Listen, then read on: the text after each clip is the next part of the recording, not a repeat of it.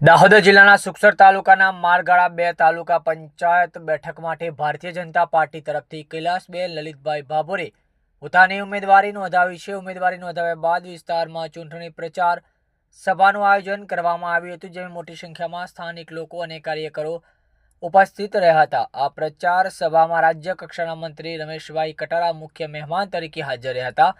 તેમણે પોતાના સંબોધનમાં રાજ્ય સરકાર દ્વારા અમલમાં મૂકવામાં આવેલી વિવિધ લોકહિતકારી યોજના વિશે વિગતવાર માહિતી આપી હતી। ગામના આગેવાનો અને કાર્યકરોએ પણ સભાને સંબોધતા ભાજપના સિદ્ધાંતો, સંગઠનની કાર્યપદ્ધતિ અને વિકાસમુખી નીતિઓ વિશે માહિતી આપી હતી। તેમણે મતદારોને ભાજપના ઉમેદવારને સમર્થન આપવા અપીલ કરી હતી। સભાના અંતે ઉપસ્થિત લોકોએ કૈલાસબેન ભાભોરને જંગી બહુમતીથી વિજય બનાવવાનો વિશ્વાસ વ્યક્ત કર્યો હતો અને આવનારી ચૂંટણીમાં ભાજપને મજબૂત બનાવવાનો સંકલ્પ વ્યક્ત કર્યો હતો। રિપોર્ટર અબ્દુલ લતીફ મોઢિયા।